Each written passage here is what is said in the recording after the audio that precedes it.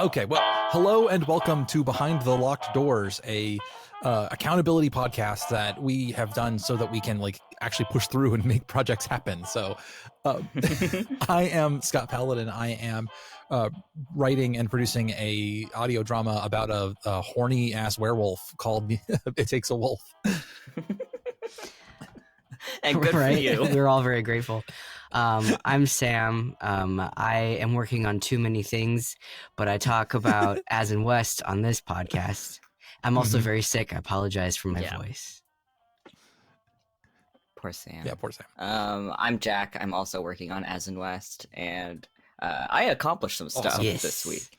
Yeah. This is the episode of accomplishments where some of our stuff actually finally pays off. Yeah, Scott also accomplished things. I like just sat down and was like, okay, that's it. I'm just sending out. I have to send this. I have to have a script that I can send to people by next Thursday, which is exactly what this podcast is for. So thank God for it.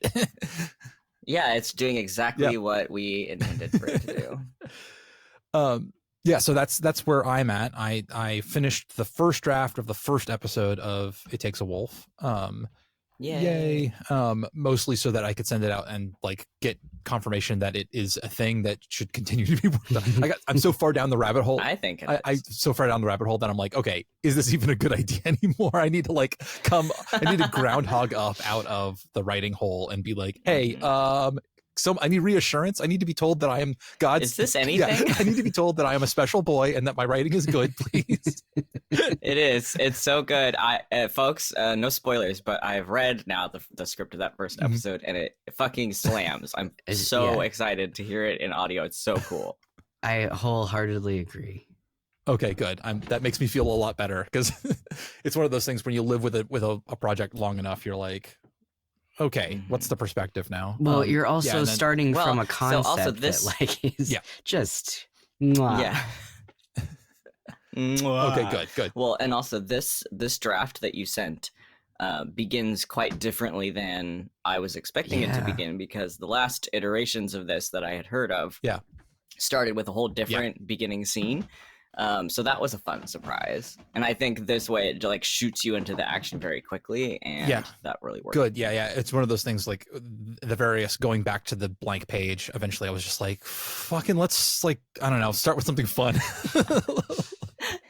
Let's start with a fight. There, if we're fighting at the beginning, we're all paying attention. Well, yeah, that's good. Yeah, I'm glad. Normally it was going to start with brooding in a drunken stupor at 2 a.m. and I'm like, no, we can do that later. We can always get to the drunken brooding. We can get to the drunken brooding. There's always time. Yeah. I also I finished that, or not finished. I got to the point where I was willing to put it out. It's not done. That's for sure. It's not done. It's there is a draft. I finished that on Tuesday, and then so last night I sat down and I looked at I had made an outline 4 or 5 rewrites ago about what the rest of the season was going to look like, and no outline survives episode 1. So I had to look back at what I was doing and go, oh yeah, none of this makes sense anymore. And so I've got the rest of the season not planned out, but I at least have a skeleton of what that looks like, kind of breaking it down where we have a focus character each episode, where like there's going to be somebody essentially like the premise of the plot is that there's the Blackwood organization, which is a crime family, and our main character has been sort of shanghaied into trying to find the mole in this organization. And so each of these episodes can be like, oh, we're gonna rule somebody out. We're gonna look at somebody as like the potential to be the one that is the mole. And so that is kind of the rough thing. So I had to figure out who all these people were and what their motivations were and stuff, so that I can figure out sort of theming and such. So I'm feeling quite good about that. I'm glad that y'all like it. That makes me feel so much better. I like it so much. I want to hear it finished. I want to listen to the finished product, and also I want to be in it. So like, get it written so we can audition for it. I'm certain. Yeah, I'm certain there's a place for it. It'll be interesting because I as I was looking back at the draft, I'm like, oh yeah, all of the like production value lessons that I learned in Breathing Space are thrown out the window here. Like all of the things of like keep the number of characters down, have like, a small, have people come in and stay in so that you can get long scenes with them and stuff to make it all easy. And I'm like, nope, I'm going to have people show up for 2 lines. Yeah, no, this is like, here's a character for 2 lines, and then here's a different character for 2 lines, and then here's the character. Yeah. So great. that'll be. It's a good intro episode though. You blitz through like introducing a whole lot of characters very quickly. Good. That's yeah. Something. And so how's progress on As and West going then? It's awesome. Oh, I sent I sent a rough draft of episode 2, which is the second half of the pilot, a day or two ago. And again, it's not like a finished product by any means, but at least it's like words on page in an order that we can start to like, squeeze and massage them around until they make sense with episode 1. Etc. Well, and I've been thinking about the sort of, because both of these projects are different than the projects that I've worked on in the past, audio drama wise, where on Breathing Space, it's like we have this big cadre of writers, everybody's working on their own stuff. The seasons are thematically cohesive and sort of built in the world, but they're not like, they don't have a ongoing plot. Whereas both of these projects are meant to be like, you have one season and you have one story that you're going to tell. Yeah. And so I feel like there's going to be a lot more. We also have the luxury of not working like a television schedule where you have to have like, I'm going to have episode 1 done and that's going to go off to be shot while I write episode 2. So there's going to be, thank God. So we're not doing that. We all have the benefit of like maybe writing the whole season and then going back to episode 1 and being like, okay, stuff that I decided 3 episodes from now, I need to go back and like make that work and like set up, I'm sure there's going to be some of that for us. So yeah, we're working in this draft era, and like none of these are final drafts. yeah, which is just fine. I feel like again, it's like a luxury to be able to rough draft basically the entire season before you start producing the season. Yeah. I know we had like a whole episode talking about make your first episode last in the production schedule, blah blah blah. And like this is the softer version of that, I feel like, where it's write the season and then like touch your first episode again and then start producing everything. Well, and like, I mean, frankly, at least my plan is I'm gonna have the whole season written and then I'm gonna be going back through episode by episode. Probably all of them are gonna get like they all get rough drafted, and then the second draft will have to be like after everything's done. Like I'm not touching this one that I just finished until I've got other stuff that I can, because otherwise you're just gonna have to end up changing things multiple times. And everything. Yeah, like this is more like novel writing. These are all of these episodes are kind of like chapters or sections, and it feels great to me because that's really all I've done. I've never written that's your wheelhouse, this is my first actual. Oh, no, not really, because I did the episode that we did for Paranormal. But this is my second script that I've ever written in my entire life. So I would argue that when you wrote your West scripts for Unspeakable Distance, that is true. So. It was more like writing a letter, though. It was a lot. I didn't have to. That you're right, because I had to write the episode where he was talking to the commander. So that's technically a script too, and somebody had to do those lines. Well, and we did the episodes where. Yeah, the episodes where Az and West are in the same place and speaking to each other. Oh my gosh. And Unspeakable Distance, just by its structure, had so much more in common with an audio drama than it did with actual play in a lot of ways. Yeah. Like it was technically an actual play, but like I remember I think it was Quill forgot that he had been on. Quill. He like didn't count it as hello Quill, you're one of our listeners. It's like one of our religious listeners. one of the only people who actually talks in Discord about the show. Speaking of, if you're listening to the show and you're not on the Discord, how the hell did you find the show? Yeah. Because first of all, how are you even? How are you here? And nonetheless, you can also go to scottpaladin.com/Discord and join the Discord and find the Behind the Locked Doors channel, and you can tell us things about your thoughts about these projects and stuff, or tell us about what you're working on as well. That's something I feel we love to hear about people's projects. I feel like we could do. I would love to be able to hear other people's like back burner projects and stuff. Okay. So like I'm. Oh yeah, Quill. What were you saying about Quill? Oh no, that he had forgotten that he was on an actual play. Like at some point, he I think in one of the Discords, he's like, "Man, I really hope I'm on an actual play someday." We're like, "Dude, like I have news for you, my man." Yeah, man. I'm on one with you. We're literally like, "Oh, Twig is here. Hi, Twig." He demanded attention, and if I don't give it to him, he'll go and like do something, or probably just scratch at me. That's his go-to move now. Wow. Rude boy. He does a thing where this dog, he either scratches you, you're like, look, I'm gonna scratch you with my claws, or I'm gonna take both paws and like hit you with my paws together to try to get attention. Wow. Like he's trying to like how rude. like he's trying to start your heart, you know? He's like trying to give you CPR. It's such a little dick move, but you're so cute. Yeah, you get away with cute. it. He can do it. Yeah, I wish you could see him. He's adorable. He's looking up at Scott adoringly with both eyes, like, "Oh my God, Father, please, yes, the scritches, I love it." I had to close the door. I had to kick the cats out and close the door because I was very sure that the young one was going to unplug the computer. Oh yeah, he was just wrapped up in all the cords in the back. So the crime potential was through the roof, and it did the little thing where it wiggled the connection just enough that I lost the monitor for a second, and I was like, "Oh, we're done. We're done." Okay, we're done. Time out. So sometimes I try to come in these episodes with like a thesis of something we can talk about, but that's not today. Okay, nice. I mean, like, I did not have a lot of time. We spent 2.5 hours talking about fucking Sucker Punch the other day. Yeah. That's the other thing we accomplished this past week is me and Scott recorded a 2.5-hour podcast about Sucker Punch. And so look forward to that. And that was one of 3 episodes that I've recorded since since we last talked. I've got more this weekend. So you've been busy with that. Yeah. It was terrible. Nice. We talked about Sucker Punch for 2.5 hours, and then I had another one later that day, and I brought up Sucker Punch again. Oh God! No, Scott. The whole point of that 2.5 hours was to exercise it. Yeah. Okay. I was still living in that space. It's gone now. I think it's gone now. I think it can. You got rid of it for a couple months. It'll return, but for now, we had a lot to say. Yeah.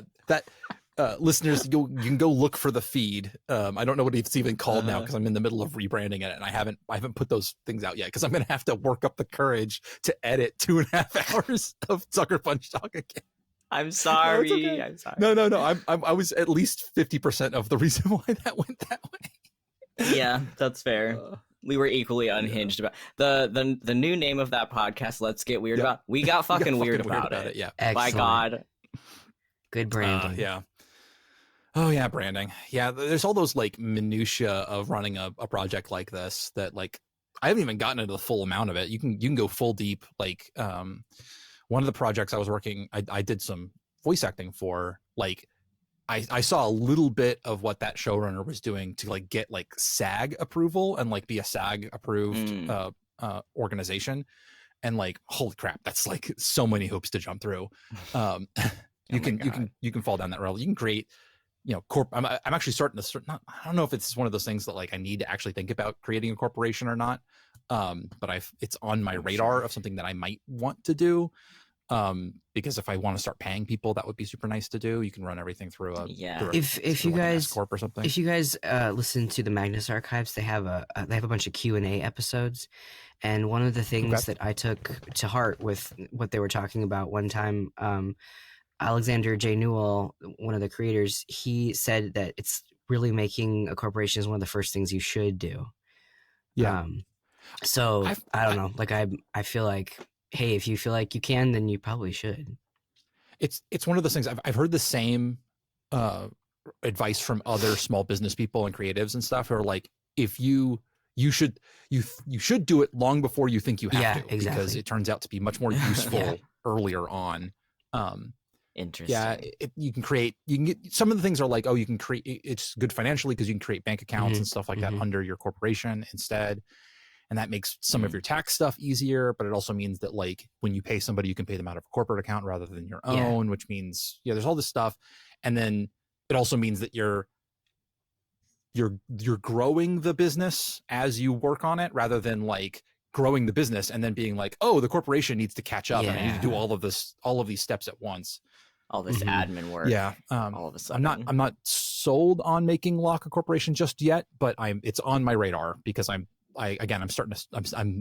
vaguely thinking about like, I would like to pay people for It Takes a Wolf. And I was starting to do some of the math on that one. And that means like doing a Kickstarter or Indiegogo or something like that. And Unless you want to go right now to patreon.com/cursed knowledge and like give me money, you could also do that.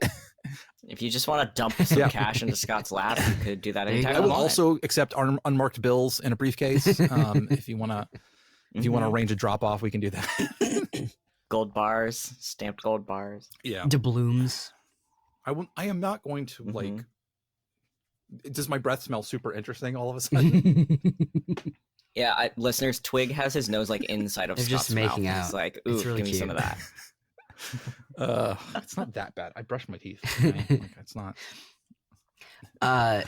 It's just that comfy human that I love Right? smell. Yeah. I think that when next we meet, I would love to have a conversation about how derailed your entire life gets when you get sick and your job is making noises with your mouth and throat. Sure. Yeah. Yeah, please do. Bro, I hate that for you. Yeah.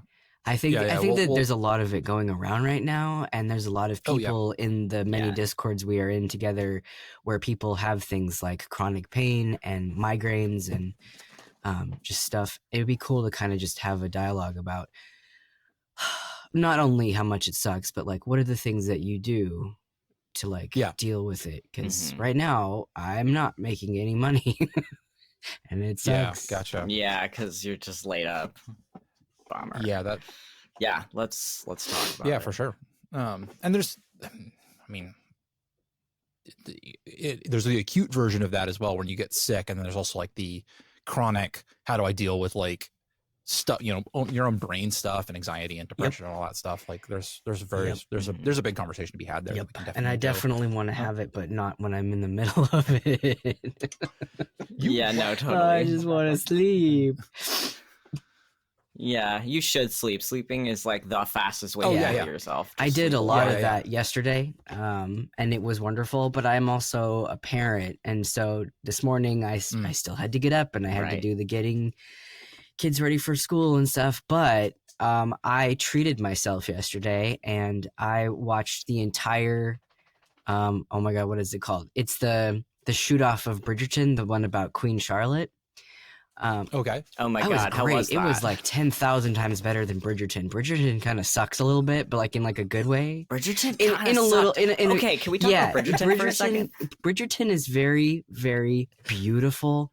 It is amazing to look at. The costuming is fantastic. The acting is actually, on The acting's point. really good. But like the actual structure and like the reasons for the you guys are going to have to help me out. What is the word? Conflict. I got it. I found it myself. The conflict in Bridgerton is so contrived and so stupid that it drives me insane. It's so stupid. Well, and there's a lot of like reproductive rights stuff in the back half that just made me furious. Yeah. Like, there's a lot of things about Bridgerton that I absolutely love, but there's a lot of things about Bridgerton that I'm like, what the fuck is going on right now? That I just fairly absolutely hate. That I like deeply hate.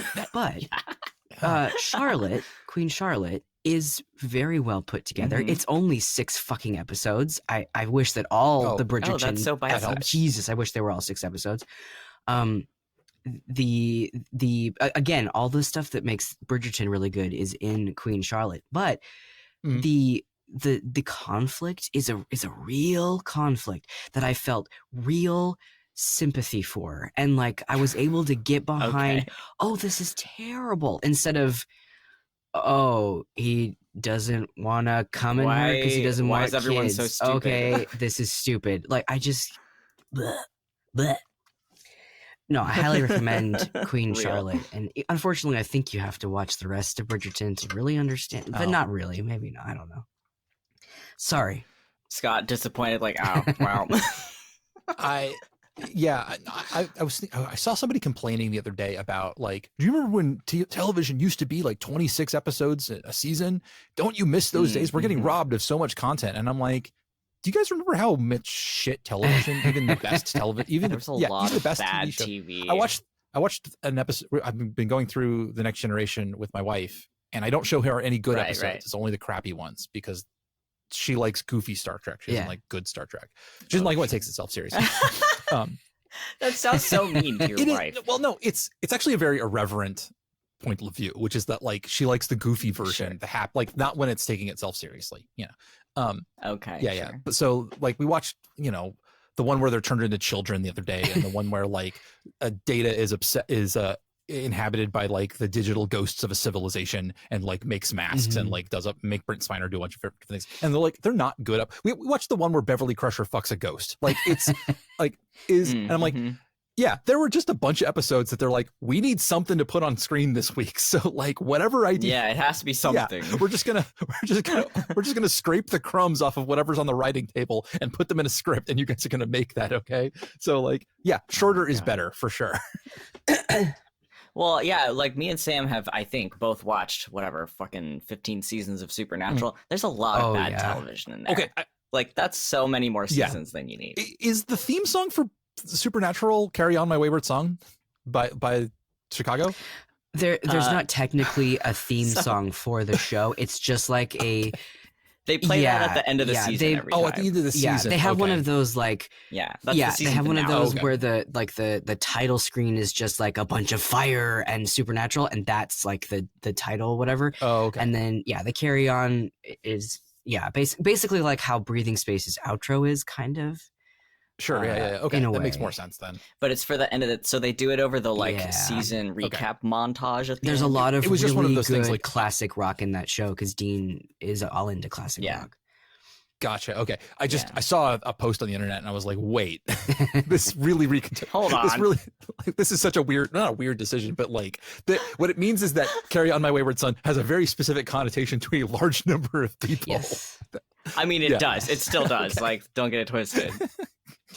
But I feel like Supernatural, like how Guardians of the Galaxy brought a bunch of really good 70s music back into like the collective consciousness. Supernatural brought a whole bunch of really great classic rock into the collective consciousness of a bunch of teenage girls and some teenage boys.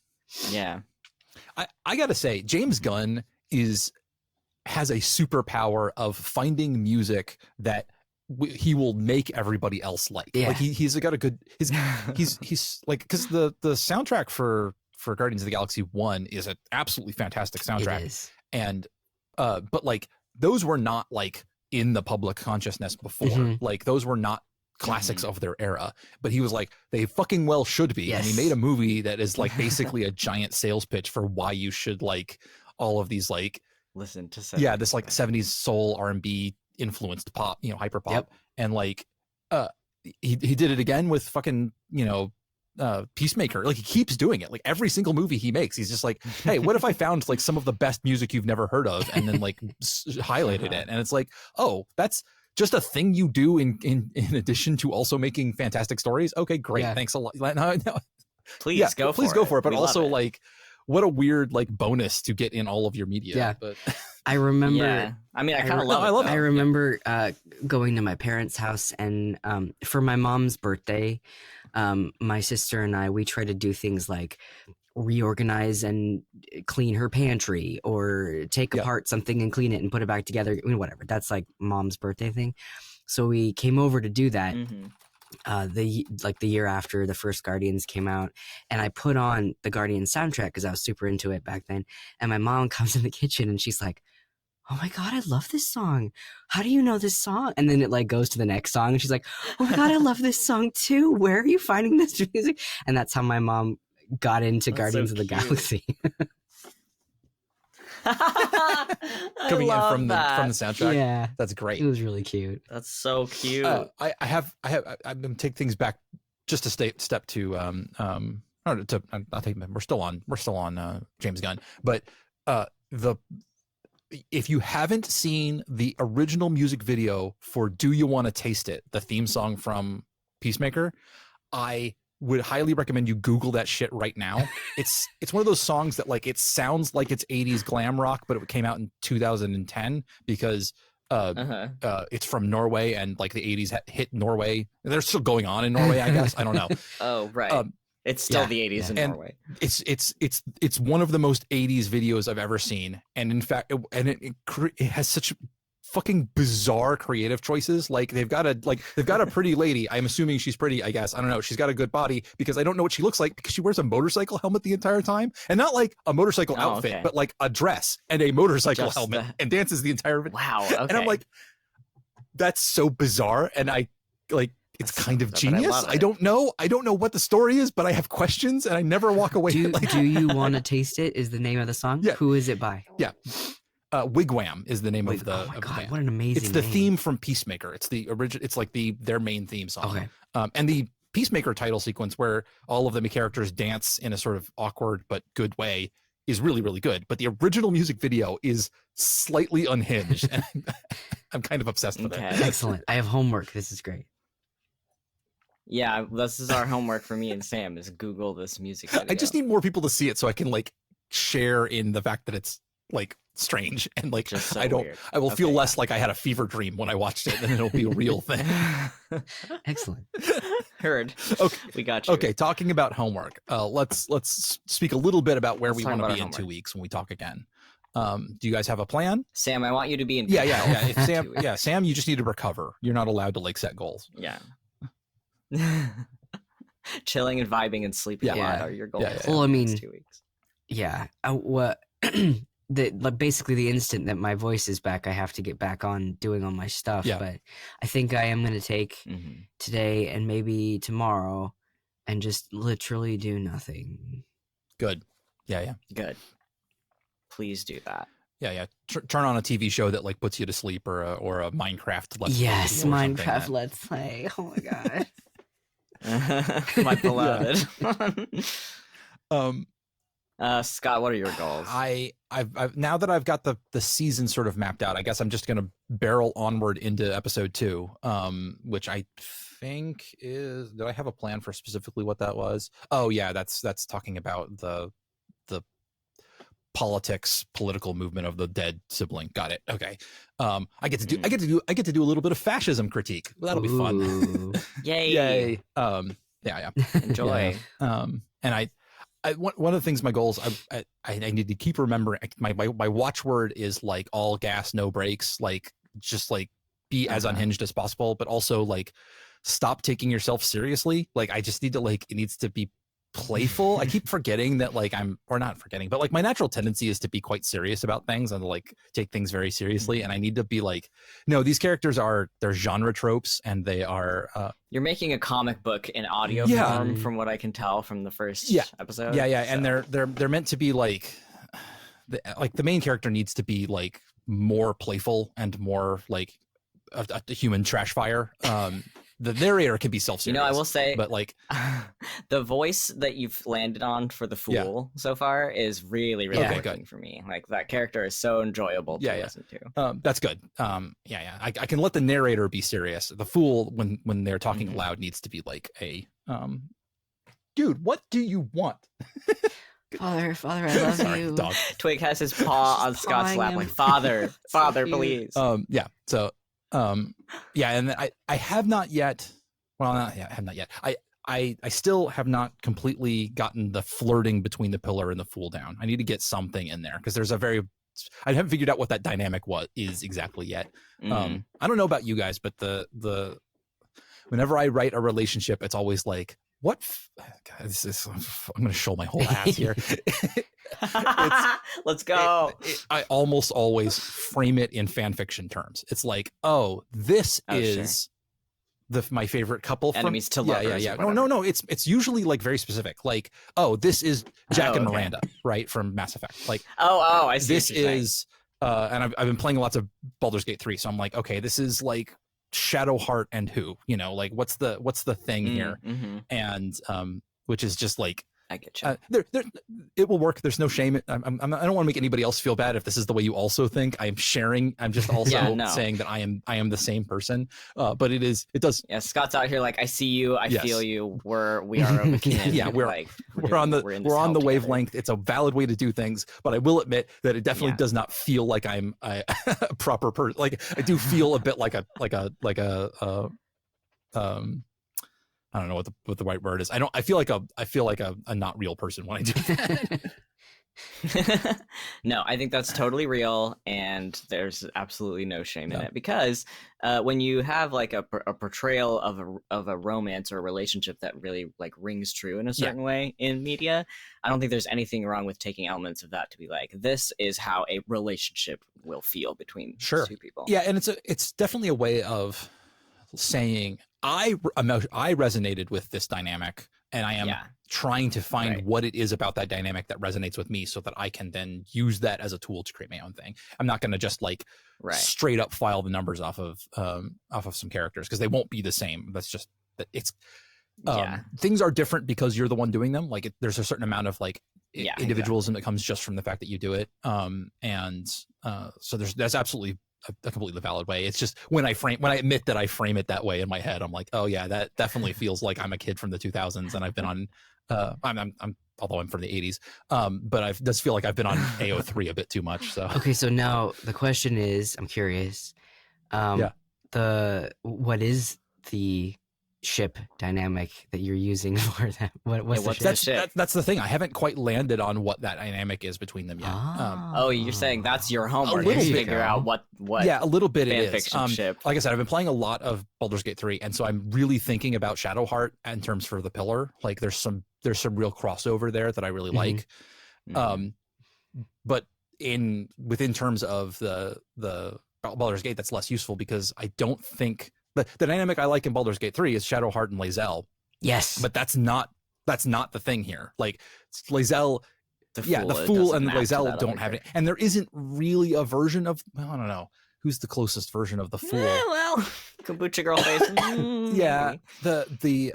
But like there isn't really a good version of Lae'zel, like of the Fool. The Fool's kind of a Han Solo-ish, kind of a Star-Lord kind of character. There isn't quite an analog there, but I still have to figure out. Once I've got it sort of mapped in my head, I'll be able to, presumably I'll come across something. But I need like, that's your homework. Yeah, it's a little bit like hot goth girl, and also like human trash fire / like like human trash fire, ridiculous person who isn't serious at all. There's it's that one meme where you've got the one girl with the rainbow hair and the other girl who's got like the dark glasses, and it's like, they're you know what I'm talking about. Yeah, I got you. Other terminally aligned people, I can communicate in memes. Yeah, we're like brain to brain wavelength right now. Okay. Okay. So, and Jack, did you have something you were gonna? I think my goal is going to be, I have now the like Google Doc of episode 1. So I think what I would like to set for myself as a goal is to go back and fiddle with some of the Azariah dialogue in that first episode. Like very light dialogue revisions in the first episode. I don't think, Sam, I don't imagine that there's going to be any work on episode 3 in this next like 2-week span. So I'm not going to worry about that. I'm not going to worry about what episode 4. Yeah, that sounds good. I'm going to touch the first episode again. We probably need to go through and start pinning down names for things, because I put a lot of stuff in brackets. Oh my God. Yeah, we should talk about that. Names are so... Yeah, there's a lot of TK shit name. Names are so fucking hard. Like, it's just the worst, right? Like, names are actually something I'm pretty good at, but the stuff that I put in brackets are like the ship part, and I need sci-fi terms for shit, because I used terminal for something, but then I realized that they were in a terminal, so I was like, God damn it, what's a computer readout called? You know? Fuck. That kind of stuff. And it's sci-fi, coming up with that terminology in sci-fi is one of the things where it's like, realistically, we would probably still be using words like phone. Yeah. But that doesn't communicate sci-fi. No. That communicates. It doesn't scan. It's too mundane, you know? And so and there's some that are like super not useful, but set upon, like terminal for computer is a pretty common one. Credits are pretty common for money and stuff like that. But it's like, you do have to kind of, it's like the aesthetic choices to communicate that you are doing a sci-fi. Yeah. You know, you're like, I need to communicate to my audience. Because even if if you're filming a movie and someone calls a piece of technology a phone, but what they're holding is like a wild gadget that you've never seen before, that's a different situation than saying with your mouth phone, but then you don't show the audience a picture of a phone, so they're just picturing a cell phone. The other thing, there is the reverse of that. Sorry, where it's like I've seen this happens in fantasy more, like alternate fantasy stuff, where people will call something super mundane for a while, and then they'll actually describe it like halfway through, and you'll realize that they have got a completely different concept. Like the in-universe concept of that is so completely wild that's also really fun. You got to do it on purpose, true. But it's fun. You really got to think about that. A dog. It's got 7 legs and like 2 heads, and you're like, a dog. And they're like, the audience is like, what the fuck have you been calling a dog? There was a book that I read really recently that the carriages were drawn by these massive like dragon things, but they called them like they called them like horses or donkeys or something really. And so I had a picture of a fucking horse, but it's like it's got wings and shit and scales. It was really funny. Yeah. Like, wait, it was a good kind of so that was fun. I think what's gonna have to happen for sorry. I think what's gonna have to happen for As in West, this next step is research, for at least for me, because I gotta go back through my Unspeakable Distance episodes and figure out what I have called things already, and how strictly are we going to follow that. So sure. You're fortunate that like the continuity in Unspeakable Distance is pretty loose. So you're maybe only beholden to the stuff that y'all have actually put in your episodes. You definitely don't have to qualify anybody else's. Yeah. But even then, I think I remember us like the universe is a big place. Yeah, so. But I remember also that we did a little bit of cross examination in the Unspeakable Distance Discord. So like we made sure, like, I think we all have the same currency going. I think we have the same measurement of things. I know we did some. So I do want to go back and figure out what I did use already, because I can't for the life of me remember what money did we use. I know I talked about money. This is not surely we don't. This is absolutely not something you guys have to do, but also like I am always obsessed with like phrases and like idioms. Like if you can write idioms into your world building, it's super useful for like making it feel like a lived in space. That's one of those things that all of my regrets with Breathing Space are that we didn't come up with certain idioms sooner. Yeah. Like the fact that like these things got introduced in season 2s and 3s and I couldn't use them, therefore they're not in season 1. And so like thinking about that kind of thing is always super fun to me. And it's the same kind of world building as naming what your money is called. You know, it's like, okay, what's the slang for, I don't know, fucking well, in Breathing Space, when you're like a yard worker and you run into your homie in the pub and he's like, check your seals, exactly, like stuff like that where it doesn't mean even really anything specific other than just like what's up, but like because of the world building we've done around it makes sense. Stuff like that's super fun. It makes the world feel very lived in. And sometimes you can get away with just like mentioning it, like this is we're so off topic, we're supposed to be like wrapping up, but whatever.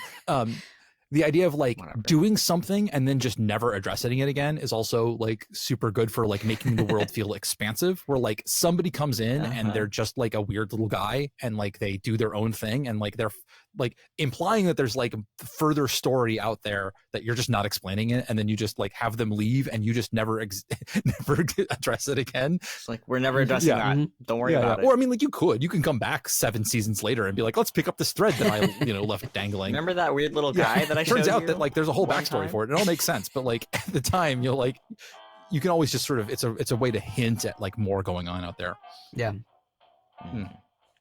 Okay, well, it sounds like we have this has been a good progress episode, and we've got like a holding pattern from y'all, which just from life stuff, which is totally cool for the most part. But like doing some research, figuring some stuff out, all super important for like establishing the full breadth of your show.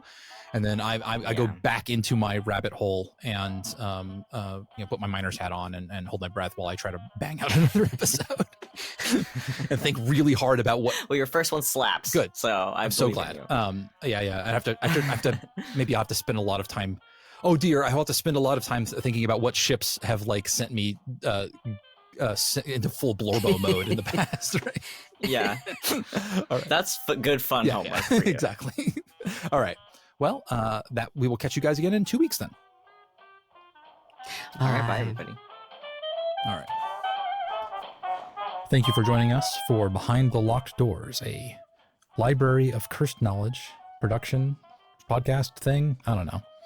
If you are interested in any of these projects, you can head over to library.horse, which will eventually redirect to a webpage once I make it, you know. If you want to support the podcast, we do have a Patreon. It's patreon.com/cursed knowledge. See y'all next week. No, wait. See y'all in 2 weeks.